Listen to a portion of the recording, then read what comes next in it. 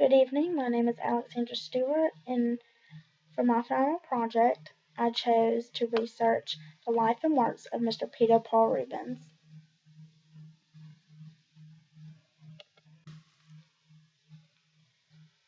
Peter Paul Rubens was a creative 17th century Flemish painter who made a name for himself in the art world.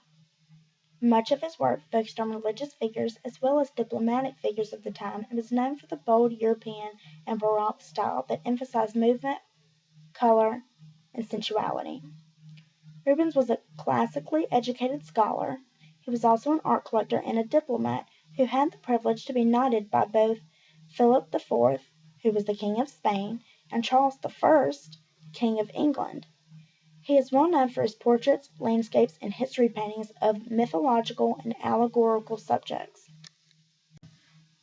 In his early life, Peter Paul Rubens was born on June 28, 1577, in the town of Siegen in Westphalia, which is now known as Germany. He was one of 7 children of a prosperous lawyer and his cultured wife. After his father's death in 1587, the family moved to Antwerp in the Spanish Netherlands, which is now known as Belgium. There, the young Rubens received an education and artistic training. He later served as an apprentice to several established artists, and was admitted into Antwerp's professional guild for painters in 1598.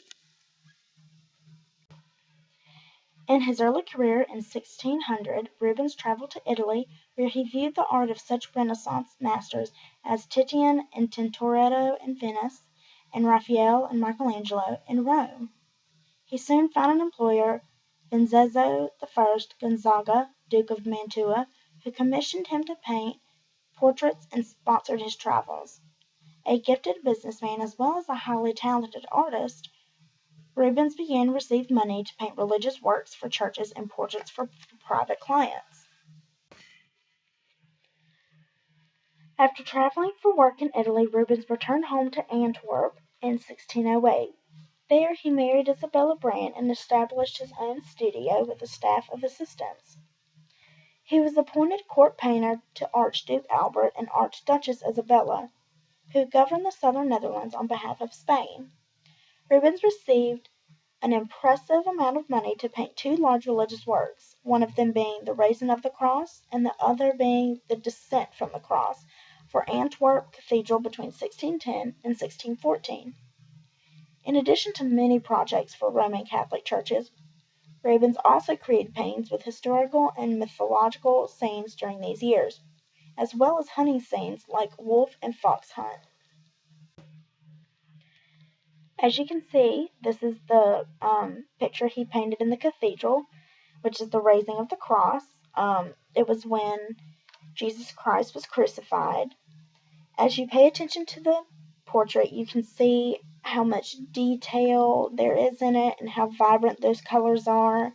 He was very good at detail work, and you can obviously see it in this picture. You can see the dog in the lower left-hand corner, and all the muscles and the facial expressions. He really does dig deep and pulls the expression from these people's faces, and he really just captures everything.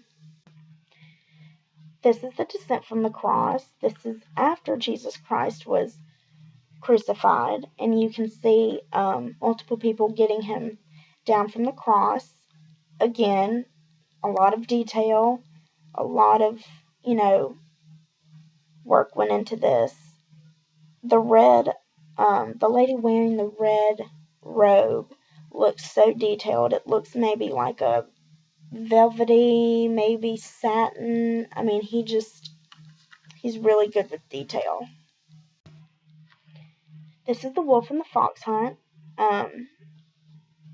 Again, great detail. He uses very beautiful colors on the white horse, and you can see the expression on people's faces and the animals' faces, how intense it was, and he made it look like the wind was blowing. You can see the horse's hair, blowing.